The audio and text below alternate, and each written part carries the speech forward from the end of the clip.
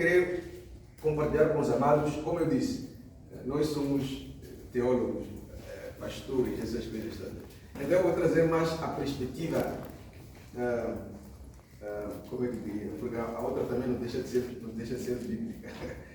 Eu vou trazer uma perspectiva mais geral. Acho que assim fico feliz na colocação.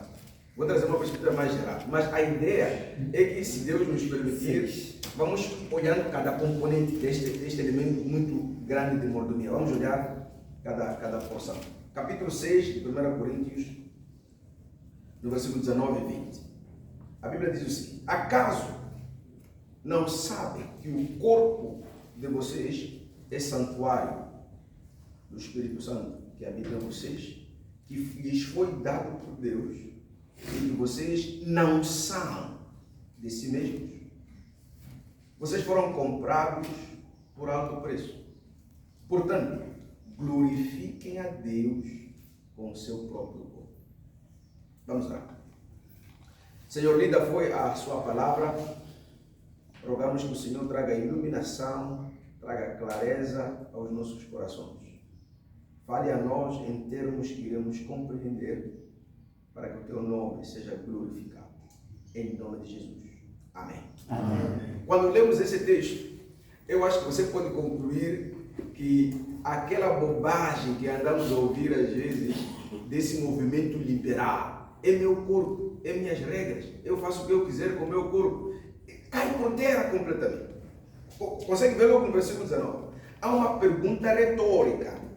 Acaso vocês são tão ignorantes assim que não sabem que o corpo de vocês é santuário do Espírito Santo que habita em vocês, que lhes foi dado por Deus? Esta é a primeira questão que é importante todo cristão saber, que nós somos um templo móvel que carrega a presença de Deus. Mas há uma outra segunda questão de acompanhamento ali, e que vocês não são de si mesmos. No momento em que este entendimento, que esta clareza é trazida ao nosso coração, então implicitamente isso deve determinar a nossa postura em relação à própria vida. Se eu não sou de mim mesmo, então eu pertenço a alguém. A pergunta que todos nós devemos sempre e continuamente nos fazer será: como é que este alguém deseja que eu viva a vida dele na terra? O princípio de mordomia é um princípio que começa com clareza de papéis. Quando você não sabe para que você existe, os abusos serão inevitáveis. Lembram-se daquele mordomo que se conta a história dele, em que o chefe deixa ele com a casa para velar, etc, etc. Só que quando ele fica, porque o coração dele estava mal, ele começou a oprimir, a bater e a humilhar os seus colegas. É a lógica de que, se eu como pastor não entender com clareza o meu papel em Deus e o uso deste corpo no corpo de Cristo, então eu vou começar a querer chefiar, vou querer começar a oprimir em nome da autoridade espiritual. Então, entender o que Deus constituiu você é importante para saber o que você despende dentro do corpo de Cristo. O que é mordomia? Esta é uma palavra que significa mordomo, ou a pessoa que foi confiada a uma função de gerir propriedades que não são delas. É o conceito moderno que temos de administrador. No Novo Testamento, este conceito foi usado de forma muito variada. Em 1 Coríntios capítulo 4, por exemplo, no versículo 1, 2, a palavra que se usa ali é o conceito de servo. Um mordomo é um servo. A Bíblia diz ali, portanto, que todos nos considerem como servos de Cristo, encarregados de mistérios de Deus. O que se requer destes encarregados é o quê? A Bíblia diz que vai sermos o quê? Ser fiel. Então, todos nós somos servos do Senhor, todos nós. Se espera então, em virtude deste exercício de servir a Deus, que exija fidelidade naquilo que Deus nos confiou para servir. Eu não sei se você consegue agora começar a perceber com um pouco mais de clareza de que se eu não pertenço a mim, eu pertenço a Deus. Deus me constituiu servo. E nesta categoria, neste papel de servo, e aliás, todos nós somos servos, mesmo os pastores com títulos bonitos que têm, todos somos iguais aos olhos de Deus. Essa questão é simplesmente pela hierarquia que Ele constituiu para criar ordem, não é? Para criar, não é? Mecanismos de procedimento. Mas aos olhos de Deus, todos nós somos servos. E como tal, não há servo maior que o outro. Porque aos olhos de Deus, a mim, eu serei exigido aos olhos de Deus na qualidade do que Ele me constituiu. Se eu sou dele, então a exigência que Deus traz de mim, ou faz de mim, é mediante a colocação que Ele fez de mim. O que Deus vai exigir de você não será na medida do que eu tenho. Não, será na medida da posição que Ele te elevou e te colocou. Por essa razão, se esses princípios forem simplesmente compreendidos, não há de haver necessidade de competição. E nem há de haver a ideia de que não, aquele parece ser mais servo do que eu. Se você simplesmente for fiel naquilo que Deus te colocou. É o que Pedro mais tarde vai dizer na sua primeira carta, no versículo 4. Ele vai falar ali de um outro conceito. Em Coríntios, usa-se o conceito de dispenseiro, aliás, de servo, mas em 1 Pedro, capítulo 4, no versículo 10, há esse novo conceito, que é o conceito de dispenseiro ou administrador. A Bíblia diz ali, cada um,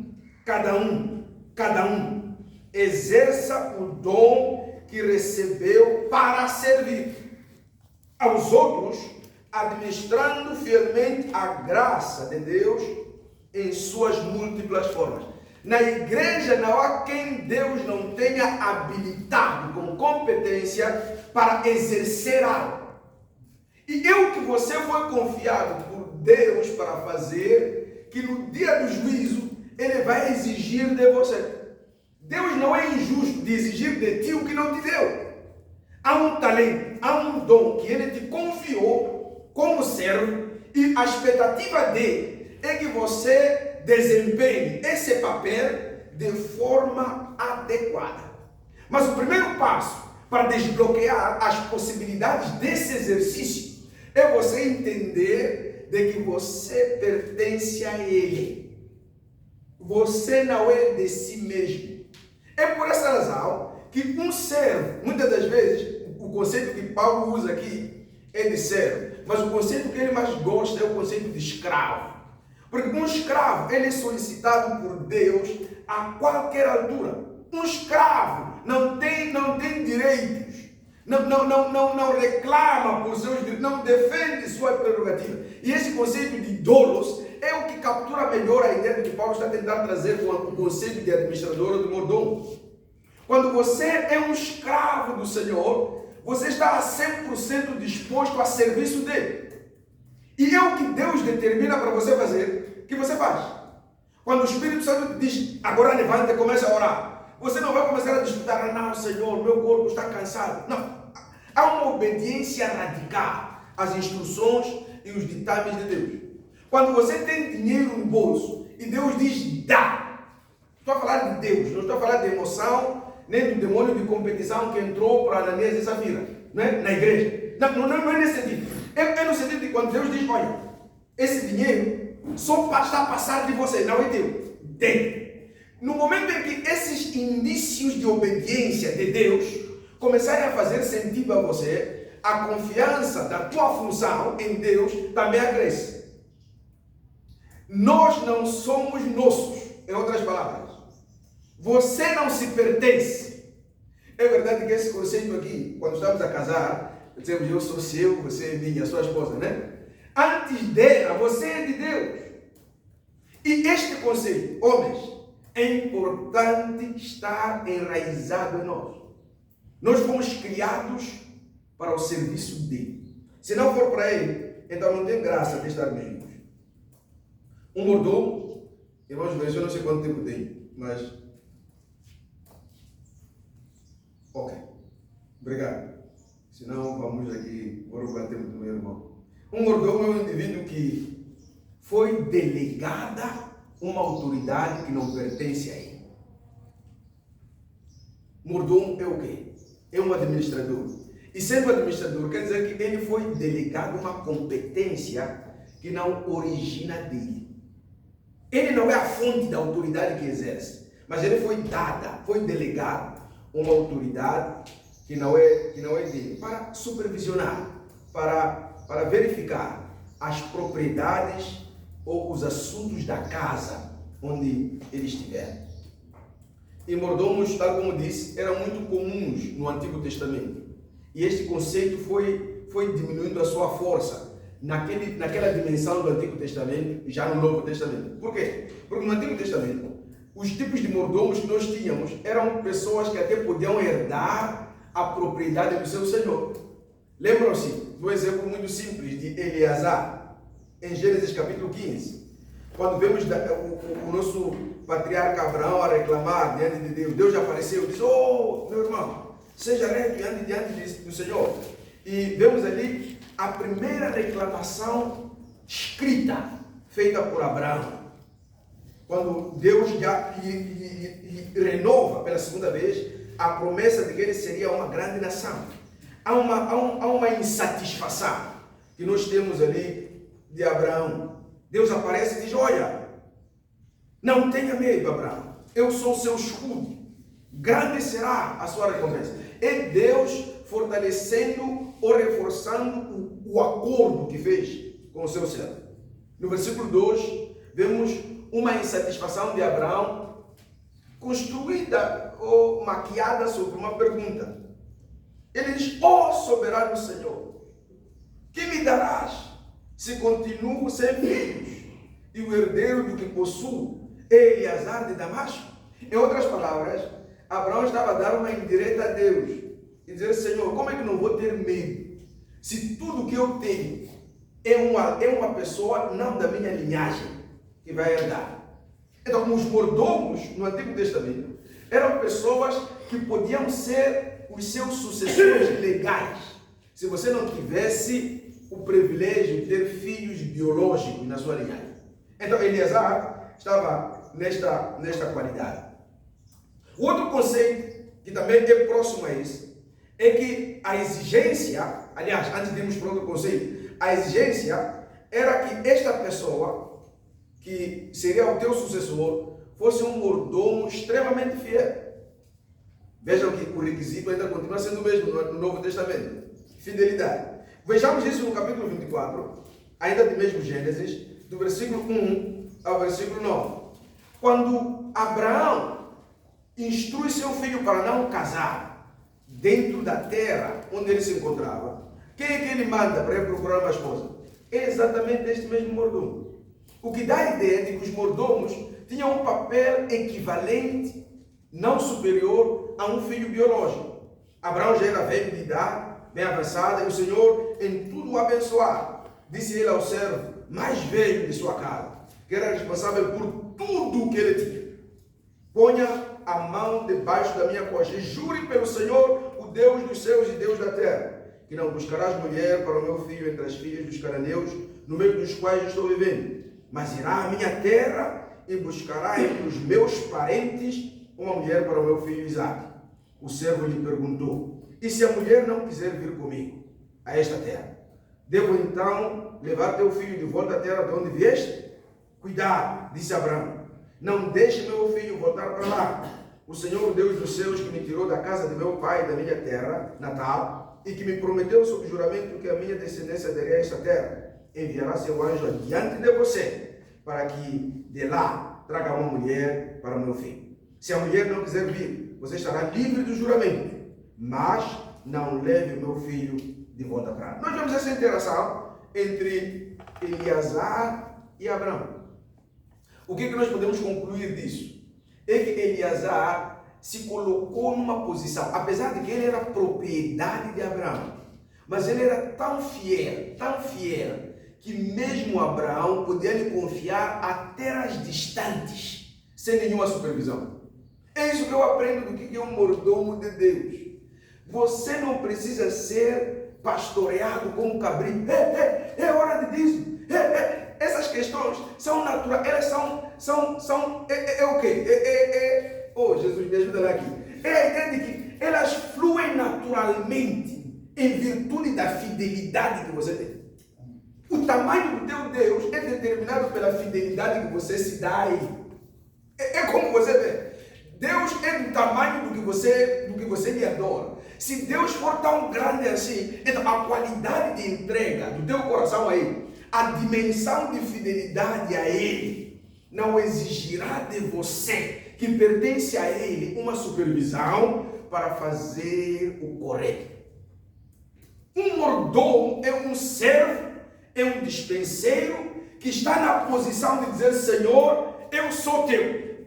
Isso está claro. E sendo eu teu, até aquilo que o Senhor me dá, onde é que o Senhor quer que eu distribua? Ou como é que o Senhor quer que eu gira as propriedades e as posses que o Senhor me confiou? Quem é que o Senhor quer que eu impacte? Quem é que o Senhor quer que eu abençoe? Esta é a questão que o mordomo faz. O administrador é aquele que vai velar pelo patrimônio físico, espiritual e até patrimonial que Deus lhe permite possuir. Esta era a função de Eliezer. Um escravo de Damasco, que nem era da linhagem de Israel, mas que Abraão lhe confia tanto, ao ponto de confiar o futuro do seu próprio filho, o futuro do casamento do seu próprio filho. É a qualidade de fidelidade que este homem demonstrou. O outro exemplo ainda no Antigo Testamento que nós temos é de Elias e Geazi. Mas aqui nós temos um exemplo de um mau gestor, de um péssimo administrador, de um péssimo mordomo. No capítulo 4 de 2 Reis, no versículo 12,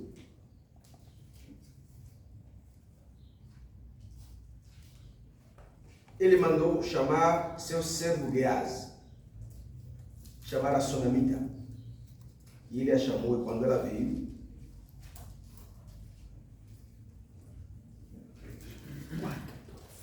Segunda Reis 4, versículo 12. Aqui temos a história de uma mulher sunamita em que começa a narração da história de Geazi. Mas Geazi se prova um servo, um administrador infiel, arrogante e ambicioso, e em vez dele herdar extensão da confiança de Deus, ele herda lepra para toda a geração dele. Este companheiro começa a sua jornada com um homem de Deus. Este homem de Deus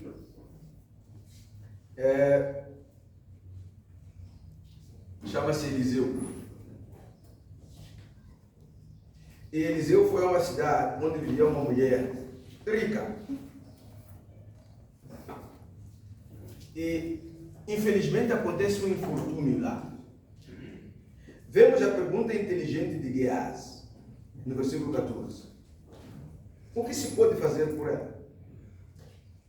E ele respondeu: bem, ela não tem filhos, e seu marido é idoso.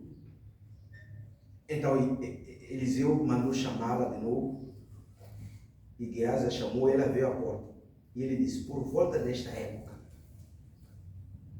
esta é uma declaração profética que vemos Eliseu fazendo, uma das poucas que ele faz durante o ministério dele.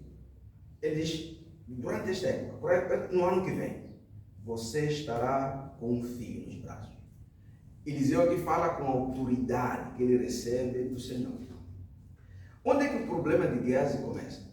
Começa no capítulo 5, a partir do versículo 20 ao versículo 26.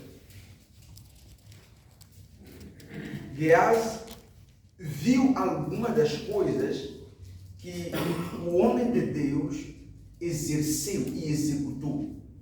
Geazi é o exemplo de um péssimo discípulo que não pôde herdar a autoridade de Eliseu. Eliseu herdou a dupla unção a partir de quem? De Elias. E quem deveria herdar o triplo ou o quadruplo da unção que Eliseu tinha? Era Geazi. Geazi era o fulano seguinte da sucessão.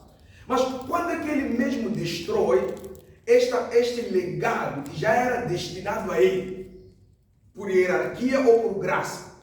É quando ele começa a demonstrar apetites desregrados por poder e por posses materiais. E esses benefícios que ele queria ter eram para quem? Eram para ele.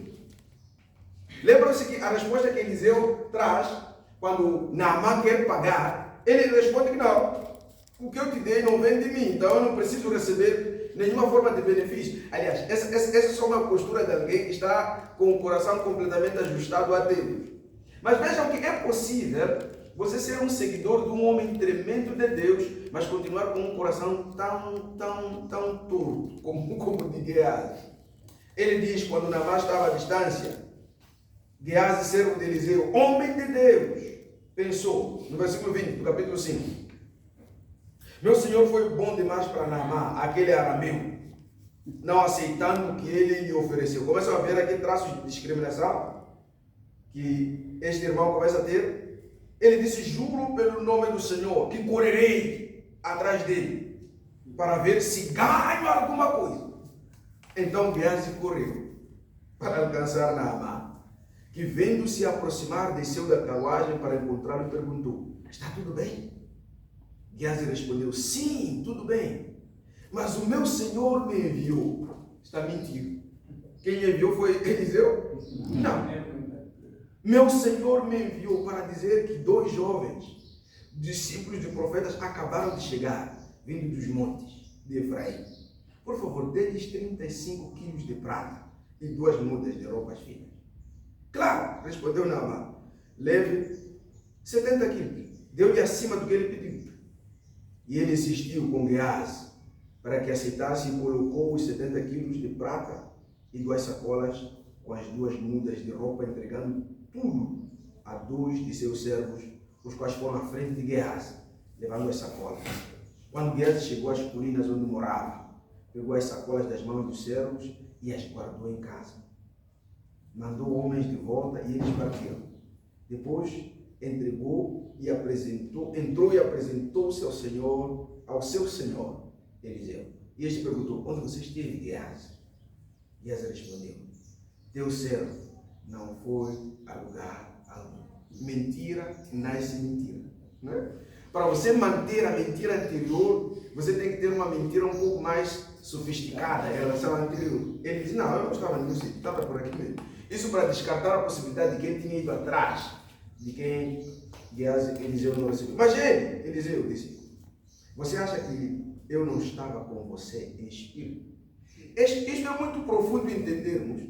É que quando Deus te dá a supervisão espiritual, aqui é para os pastores, sobre a vida de alguém, Deus te traz revelações do estado dessa pessoa, independentemente de onde ela estiver. Não é? Você acha que eu não estava consigo lá em espírito, quando o homem desceu da carruagem para encontrar-se com você? É verdade que há abusos disso aqui, os profetas começam a narrar números de telefone de pessoas no público e todas essas coisas. Isso é um abuso desnecessário da graça profética que Deus dá. Este não era o momento de aceitar prata, nem roupa, nem cobiçar olivais, vinhas, ovelhas e bois. Conseguimos ver ali que este não é o momento. O momento em que Deus vai querer disponibilizar coisas que são para si, depende dele. Não é você quem determina isso. Quer dizer que há coisas que até podem passar por você, sem serem necessariamente suas. Por isso, a lepra de Naamã atingirá você e seus descendentes para sempre. Eu tenho uma dúvida aqui. Para sempre é quanto tempo? Para sempre é quanto tempo? Então quer dizer que se hoje existir um sobrinho de Geás. Está com lembra? Porque esta declaração não foi invertida por ninguém. Ninguém cancelou esta maldição. Então, se existir em Israel alguma linhagem distante de Geás, esse fulano, no século XXI, está leproso. Lembra-se que eu disse que sou seu pastor, sou seu marido, ou seu pai é que pode te amaldiçoar? Geás, esta maldição pegou porque estava diretamente debaixo da autoridade espiritual de Eliseu, como administrador, como gestor daquilo que Deus lhes dava. Então Geás saiu da presença de Eliseu já leproso. Já leproso. Este é um exemplo péssimo de como você pode ser um gestor das coisas que Deus não determinou que sejam para si. Como é que nós devemos olhar este conceito de mordomia em relação a Deus? Número 1, precisamos entender que tudo e todos pertencem a Deus. Temos vários textos que reforçam estas coisas. Que Deus é dono de tudo, inclusive você. Sabe, se eu entender que a casa onde eu vivo, aliás, vamos começar do começo. Se eu entender que eu sou de Deus, vamos, lembra? 1 Coríntios 6, 19. Eu pertenço a Deus. Então, tudo que eu tiver, por extensão, não é meu, é de quem eu pertenço, certo? Então, se eu tenho casa, tenho carros, tenho propriedades, apesar de que estão sob meu nome, elas não são minhas propriedades, elas pertencem a Deus. Este é um conceito um pouco difícil de usarmos agora no século XXI, né? Onde o egoísmo é muito elevado, onde o senso humano está muito aguçado. Mas se eu entender que as propriedades que eu tenho, elas são o primeiro dono, eu não terei problema em colocá-lo à disposição daqueles que estiverem necessitando de usar. Outra vez, é um conceito difícil de aplicar. Porque é um contexto de egoísmo exacerbado, egoísmo no extremo, em que é tudo meu. Tudo pertence a Deus. Vamos lá ver só muito rapidamente. Gênesis 14, no versículo 19. Gênesis 14, no versículo 19 e 22.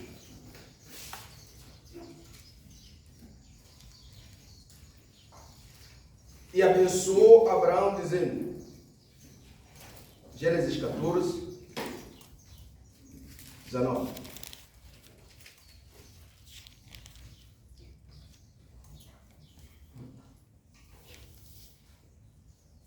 E abençoou Abraão, dizendo, bendito seja Abraão, pelo Deus Altíssimo, Criador dos céus e da terra, e bendito seja Deus Altíssimo, que entregou seus inimigos em suas mãos. E Abraão lhe deu dízimo de tudo. O rei de Sodoma disse a Abraão, dê-me as pessoas e pode ficar com os bens. Mas Abraão respondeu ao rei de Sodoma, de mãos levantadas ao Senhor, o Deus Altíssimo, o Criador dos céus e da terra, juro que não aceitarei nada do que lhe pertence, nem mesmo um cordão ou uma correia de sandálias, para que você jamais venha dizer, eu enriqueci Abraão. Consegue ver que Abraão nega de receber bens de pessoa, para que no fim do dia essa pessoa não chegue e diga, está vendo aquele Abraão ali? Aquelas sandálias, se não fosse eu que me falou. Então, quando Deus quer te abençoar, Ele vai fazê-lo de forma que fica claro que foi Ele. Porque tudo pertence a Ele. Nada aceitarei a não ser o que os meus servos comeram e a porção pertencente a Aner, Ecol e Manre, os quais acompanharam, que eles recebam a sua porção. Abraão entendeu que ele era o projeto de Deus e ele estava nessa agenda de Deus. Salmos 24, no versículo 1, a Bíblia diz que tudo que está na terra pertence ao Senhor. Tudo e tudo. Somos propriedades do Senhor. Neste caso, Deus, como dador de todas as coisas, Ele é a fonte de todas as coisas. Tiago, capítulo 1, no versículo 17. Ele é quem prestaremos contas. Romanos 14, no versículo 12. E ele é quem recompensa aqueles que são fiéis a ele. Hebreus 11, no versículo 6. Todo cristão é mordomo. Todo cristão. Você não pode dizer, não, eu não tenho nada nas minhas mãos que não seja útil para Deus. Todos somos mordomos. O meu irmão vai falar aqui de algumas dimensões de mordomia de exercício. Mas eu posso só alencar que é possível. Nós todos podemos ser mordomos da gestão do nosso tempo. Eu ainda não mexi o meu texto. Estamos é 1 Coríntios, né? Ainda não. Só estou a fazer uma introdução geral. Ainda não mexemos o meu texto. 1 Coríntios, no capítulo 6. Todos nós somos mordomos. Ninguém pode dizer, não, eu não tenho nada. Você tem tempo. Você tem dinheiro. Você tem casa. Você tem vida. Você tem fôlego.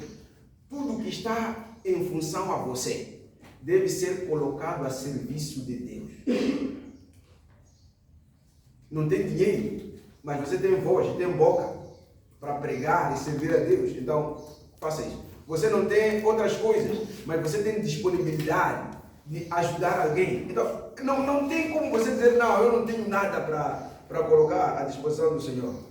E como mordomo, todo cristão é um receptor. 1 Coríntios 4, no versículo 7. Como mordomos, somos receptores. Recebemos de algum lugar. Recebemos de alguma coisa. E ali, muito rapidamente, 1 Coríntios, capítulo 4, no versículo 7. Pois, quem torna você diferente de qualquer pessoa? Ou o que você tem que não tenha recebido? Quem é que pode aqui, nesta manhã, dizer que tudo que eu tenho é porque eu sou esperto, sou inteligente, sou sábio, sou bonito, até a esposa que eu tenho é porque ela me viu e não aguentou? Quem pode dizer isso com clareza, com convicção? É uma pergunta que deve estar enraizada em nós. O que você tem, Deus te deu. Mas esse entendimento só é claro quando o teu coração está bem, quando o teu coração está ajustado. É importante entendermos que no Novo Testamento, todo mordomo prestará contas a Deus. Essa é a segunda verdade. Romanos capítulo 14, no versículo 12. Romanos 14, no versículo 12. Assim, cada um de nós prestará contas de si mesmo a Deus. Lembram-se que a exigência é fidelidade? Porque no fim, todos vamos estar diante do trono individualmente. Aqui você não precisa ficar preocupado que não, hoje somos cerca de 8 bilhões, né, de almas no mundo. Se calhar Deus não vai ter tempo. Se tiver que contar um por um, julgar um por um durante o dia, né? Dependendo do tempo de vida que você tiver, Deus não vai ter tempo de julgar-nos todos ao mesmo. Não. Deus é onisciente, é omnipresente. Então, se calhar, ele pode julgar a todos nós ao mesmo tempo. E todos nós temos uma justiça justa diante dele. Então, não se preocupe quanto a isso. Cada um vai prestar contas. Número 3. No Novo Testamento, todo mordomo é aquele que é também recompensado. É aquele que será recompensado pela sua fidelidade. Lembra-se que naquela parábola que Jesus conta em Mateus 25, no versículo 21 a 23, há um fim para aqueles que foram maus mordomos. Mas para aqueles que foram fiéis, a parábola dos talentos, no versículo 21, o Senhor respondeu: muito bom servo, e bom e fiel. Você foi fiel em pouco, e eu o porei sobre muito. Venha participar da alegria do seu Senhor. Há uma recompensa associada àqueles que são fiéis. Recompensa é maior que bênção, sabiam, né? Recompensa é maior que bênção. Recompensa. Recompensa. Recompensa é maior que bênção. Posso retirar o que eu disse, para não criar confusão por enquanto.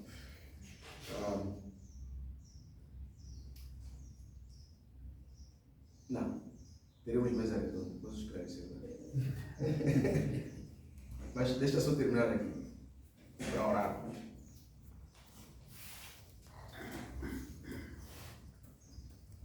Quais são as primeiras qualidades de um bom mordomo? Só para irmos a Deus em oração.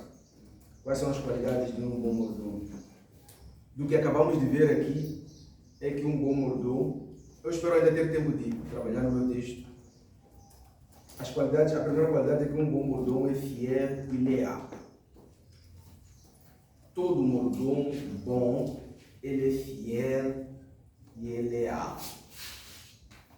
Ele é fiel e é leal. Mateus 21, versículo 40 a 41. Portanto, quando vier o dono da vinha, o que fará com aqueles lavradores? Responderam eles: matará de modo horrível esses perversos e arrendará a vinha a outros lavradores que lhe deem a sua palavra no tempo da colheita. Fidelidade ainda é um marco que Deus aprecia nos mordomos que ele levanta. Fidelidade é consistência naquilo que ele te confiou a fazer. Às vezes nós nos tornamos infiéis quando começamos a comparar-nos com o outro. Não, se calhar, olha, a grandeza que Deus quer que o outro tenha não é aquela que descreveu para você. Mas isso é só aos olhos humanos, não é? É só aos nossos olhos. Se você for fiel naquela aparente pequena função que Deus te deu, os resultados no reino não são medidos como nós medimos. Não são. É por isso que eu estou trazendo a ideia de que recompensa ele é maior que bênção, porque bênção pode só ser aqueles elementos primários visíveis que você quer ter. Mas a recompensa ela transcende a bênção, no sentido de que o que você se torna em Deus é maior do que aquilo que é visível aos olhos dos homens. Número 2, todo mordomo é produtivo. Romanos 12, no versículo 11. Todo mordomo é dotado de habilidade criativa, reprodutiva em Deus. Nunca lhes falte o zelo. Sejam fervorosos no espírito e sirvam o Senhor. Alegrem-se na esperança, sejam pacientes na tribulação, perseverem na oração. Romanos 12, no versículo 11. Nunca lhes falta zelo. São produtivos. Todo mordomo de Deus é um cidadão fiel. Já dissemos que era fiel, mas é um cidadão disciplinado e obediente. Colossenses, capítulo 3, no versículo 22. É disciplinado e obediente. No versículo 22. Escravos, obedeçam em tudo aos seus senhores terrenos, não somente para agradá-los quando eles estão observando. Lembra-se que eu disse aqui que um mordomo não é aquele que só trabalha quando há supervisão.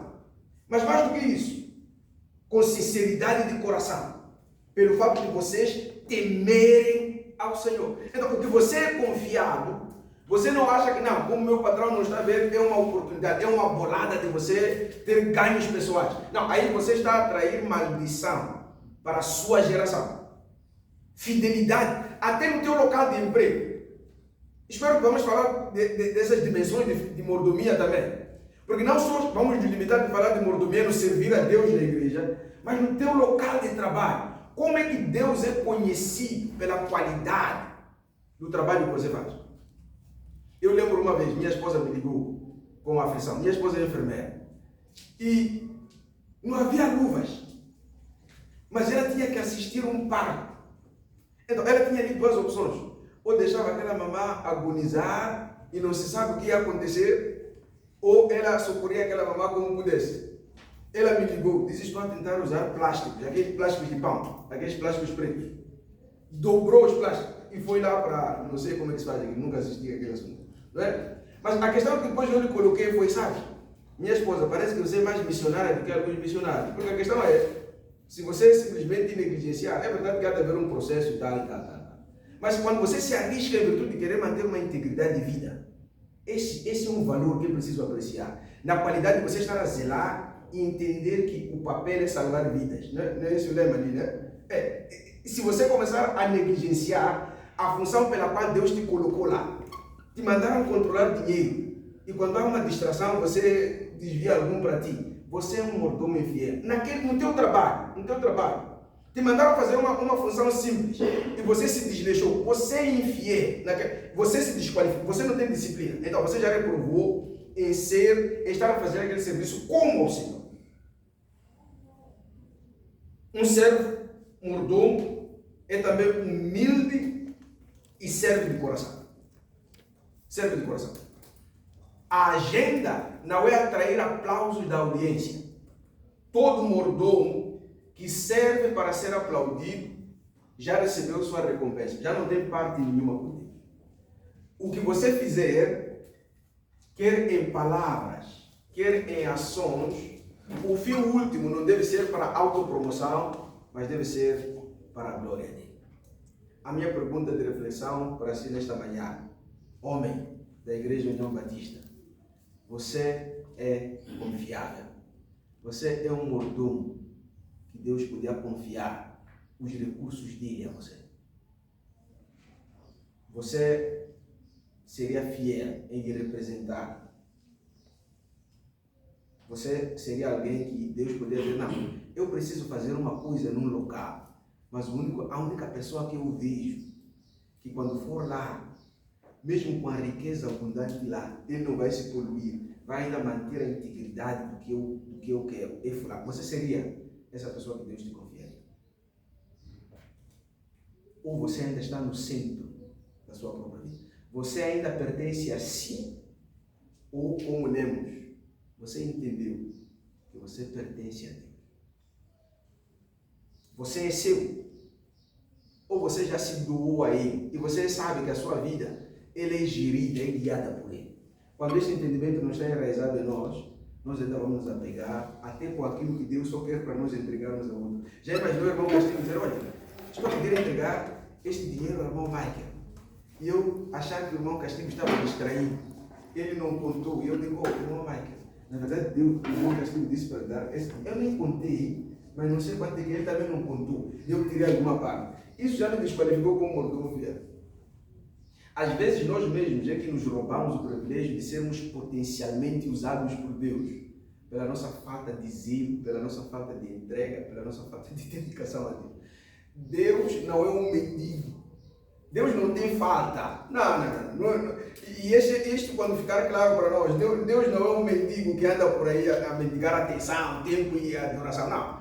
Deus tem no céu, tem bilhões e bilhões de anjos que estão ali santos. Então, a nossa adoração a Deus é mais benéfica a nós do que a Ele. É para nós, não é para Ele. Quando você começa a ser fiel a Deus, não é porque Deus quer que você... É para beneficiar você ter comunhão com Ele. É para permitir você ter acesso a Ele. Você é alguém como Eleazar, que Abraão confiaria a ele a vida do seu próprio filho. Eu queria que tomássemos esse tempo e fôssemos a Deus em oração. E a oração que eu queria que fizéssemos é assim: Senhor, ajuste meu coração com o teu. Reprograme o meu coração com o teu. Me ajuda, ó Deus, a sentir o que o Senhor sente. Me ajuda a pensar o que o Senhor sente. Há um hino que diz que, olha, eu quero sentir o que Deus sente. Porque se você sentir o que Deus sente, você vai começar a procurar almas para o Senhor. A Bíblia diz que aquele que busca alma é sábio. Será que podemos orar e dizer: Senhor, das vezes que fui infiel, como homem desta igreja, me perdoa e me ajuda, ó Deus, a caminhar a fresco, no nome de Jesus. Essa é uma oração pessoal, é uma oração individual, que podemos simplesmente clamar a Ele por misericórdia, Senhor. Misericórdia, Espírito Santo. Misericórdia, meu Deus. Podemos orar e dizer: Senhor, eu dou o meu coração a Ti nesta manhã. Eu dou o meu coração a Ti esta manhã. Se nós tivermos homens vibrantes no Senhor, nós teremos uma geração de filhos tementes a Deus, porque é nosso papel de educar a eles. E por extensão, teremos uma igreja saudável, uma igreja que não tem falta, uma igreja vibrante no Senhor. A maior agenda do diabo é arrancar todo homem da presença de Deus, é enfraquecer esse homem de princípios divinos que lhe tornarão relevantes nas mãos de Deus. Mas nós podemos, nesta manhã, pedir que o Espírito Santo nos socorra, pedir que o Espírito de Deus vivo nos venha auxiliar, que Ele reajuste nosso coração, que Ele reajuste nosso coração, em nome de Jesus, em nome de Jesus. Pai amado, nós somos gratos a Ti, nós somos gratos a Ti, porque o Senhor ainda tem um interesse para conosco, o Senhor ainda tem um plano para com esses homens. Obrigado, Deus, por nos lembrar que nós somos Deus, nós somos Deus, em nome de Jesus, em nome de Jesus. Senhor, somos Deus. Meu Senhor, sou teu, tua voz ouvi a chamar-me com amor. Nos mais perto eu quero estar de ti, amo meu Senhor em ti. Senhor, nos aproxime de ti, nos aproxime de ti, nos aproxime de ti, quebrante-nos para ti, em nome de Jesus, em nome de Jesus. Será que você pode orar e dizer: Senhor, toda forma de resistência que eu tenho no coração, a tua palavra, a tua instrução, a tua direção, remova de mim, em nome de Jesus, em nome de Jesus, no poderoso nome de Jesus. Somos feitura sua, não pertencemos a nós mesmos, mas nos adeque a ti, nos adeque a ti, torne-nos aceitáveis a ti, ao entrarmos no teu reino, ao entrarmos na tua glória, Senhor, torne-nos relevantes em ti, em nome de Jesus, no poderoso nome de Jesus. Toda forma de limitação, toda forma de barreira, toda forma de obstáculo, Deus, que temos que nos impede de sermos relevantes em ti, ajude-nos, em nome de Jesus. Te agradecemos, te bendizemos. Tudo que temos, tudo que sou, pertence a ti, em nome de Jesus.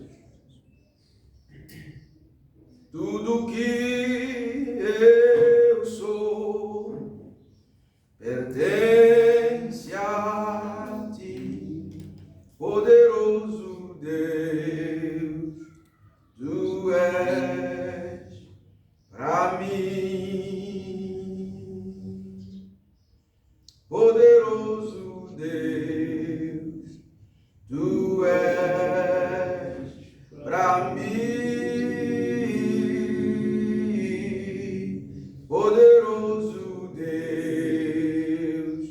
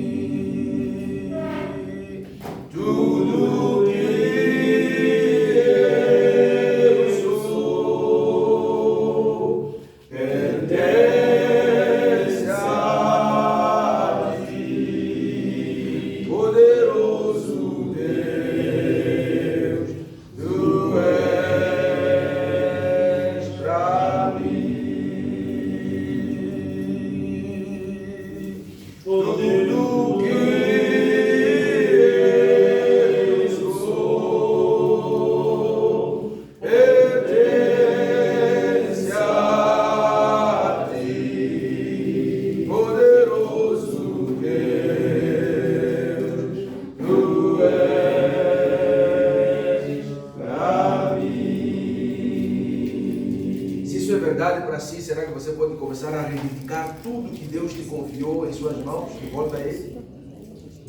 Será que você pode dizer, Senhor, torne esta minha declaração verdade na minha vida? Isso é bonito sendo dito. Isso é gostoso de ser ouvido. Mas é a sua verdade. Tudo que você tem, tudo que você é de Deus. Você já chegou a esta conclusão pessoal e particular? Senhor, tudo que ainda estamos retendo para ti, nos ajude, ó Deus, nos ajude, ó Deus, em nome de Jesus, em nome de Jesus, podemos em nome de Jesus, grato a ti, ó Deus, em nome de Jesus, somos Jesus, em nome de Jesus, em nome de Jesus.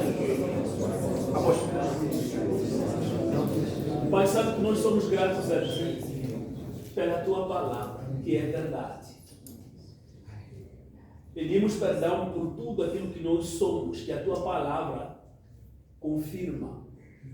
Que somos egoístas. Parece que tudo que temos é nossa conquista. E usamos como recursos próprios. E nunca para servir-te. Pai, perdoa a nossa ganância. Perdoa a nossa avareza. Perdoa a nossa infidelidade. Perdoa, Senhor, a nossa hipocrisia.